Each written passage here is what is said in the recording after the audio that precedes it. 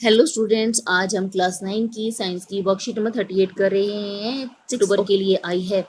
इसमें हम चैप्टर 8 गति के बारे में पढ़ रहे हैं। गति का तीसरा समीकरण और एवं वृत्तीय गति, यह आज हमें पढ़ना है। चलिए बच्चों, शुरू करते हैं।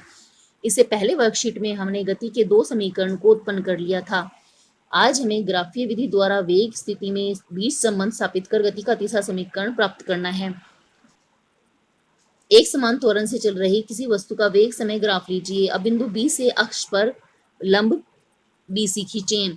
ऐसा ही ग्राफ हमने पिछली बार लिया था, आपको ध्यान होगा। यहाँ पर हमने u यानी कि प्रारंभिक गति और BC हमने अंतिम गति, AB A को यानी कि त्वरण को प्रेजेंट करता है और नीचे दिया गया OC समय को प्रस्तुत करता है।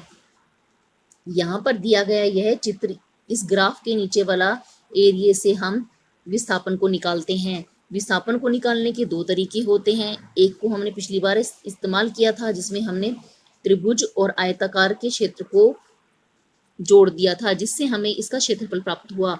आज हम यहाँ पर OABC का क्षेत्रफल ज्ञात करेंगे। दिया गया ग्राफ एक वस्तु के वेग में समय के साथ परिवर्तन को दर्शाता है, जो एक समान त्वरण के साथ चल रही है। वस्तु का प्रारंभिक वेग u है, यह t समय में पढ़कर v हो जाता है। यह प्रारंभिक वेग OA द्वारा प्रदर्शित किया जाता है, अंतिम वेग BC द्वारा तथा समय अंतराल OC द्वारा प्रदर्शित किया जाता है। हम जानते हैं कि वस्तु के द्वारा तय की गई दूरी s है। यह वेग समय ग्राफ में निश्चित समय में AB के नीचे घिरे क्षेत्र OABC द्वारा प्रदर्शित की जाती है। इस प्रकार यहाँ वस्तु के द्वारा तय की गई दूरी को हम OABC के क्षेत्रफल द्वारा प्राप्त कर सकते हैं।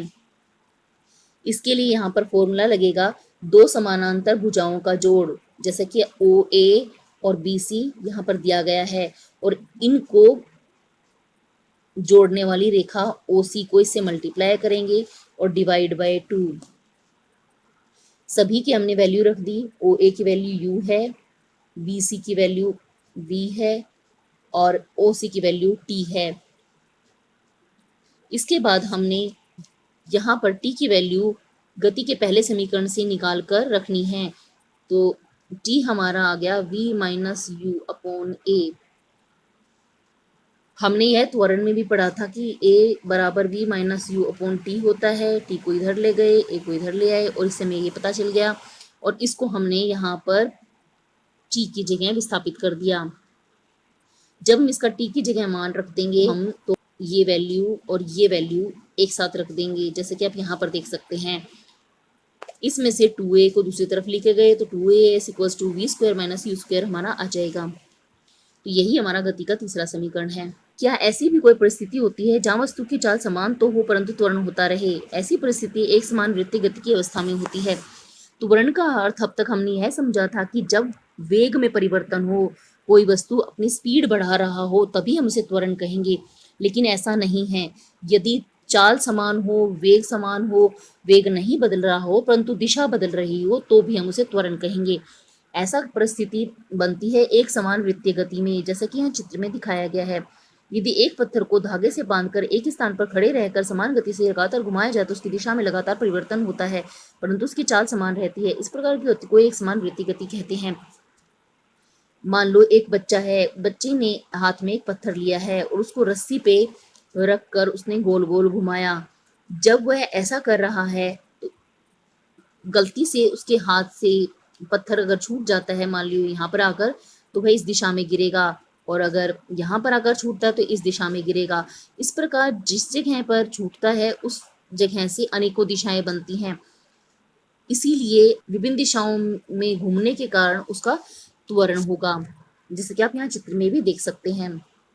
इस प्रकार की गति को एक समान वृत्तीय गति कहते हैं और यह लगातार त्वरण को उत्पन्न करती है। एक समान वृत्तीय गति, जब एक वस्तु वृत्तीय पथ पर एक समान चाल से चलती है तब उसकी गति को एक समान वृत्तीय गति का है। उदाहरण, वृत्तीय पथ पर दौड़ता हुआ धावक, पृथ्वी के चक्कर लगाता सैटेलाइट। पृथ्वी भी सूर्य के चक्कर काटती है। ऐसा करते समय वह भी लगातार अपने स्थान पर त्वरण कर रही है और इस त्वरण के कारण ही लगातार वह सूर्य के चारों तरफ चक्कर काटती इसी प्रकार पृथ्वी के चारों ओर चंद्रमा भी चक्कर काटता रहता है। यदि वृत्तीय पथ की त्रिज्या r है और वस्तु t समय में चक्कर लगाती है तो इसके लिए हम वेग निकालने के लिए हम इसका फॉर्मूला लगाएंगे, दूरी डिवाइड बाय समय। तो दूरी कितनी हुई, अगर हम इस वृत्तीय पथ को लेते हैं तो यह इसके 2πr यानी सरकमफेरेंस के बराबर हुई। स्वयं को जांचिए, गति का पहला और तीसरा समीकरण लिखिए। गति का पहला समीकरण और तीसरा समीकरण ये दोनों हैं।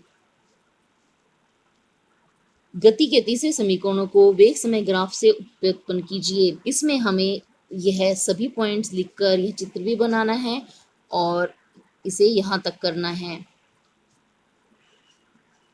प्रश्न 3, एक समान वृत्तीय गति के 3 उदाहरण बताइए।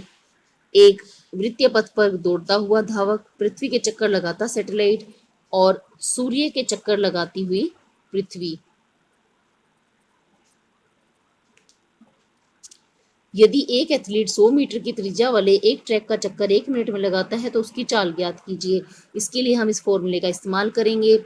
यहाँ पर r की वैल्यू दी गई है 100 मीटर और समय दिया गया है 1 मिनट। समय को हम सेकंड में कर लेंगे तो यह आ जाएगा 60 सेकंड। अब हम इसे फॉर्मूले में पुट करेंगे तो v बराबर 2 मल्टीप्लाई 22/7, इसको 100 से गुना करेंगे और नीचे लिखेंगे हम 60 और इसे सोल्व करने के बाद हमारा आंसर आ जाएगा। आज की वर्कशीट में बच्चों में इतना ही करना है। जल्द ही नेक्स्ट वर्कशीट के सॉल्यूशन के साथ मिलेंगे।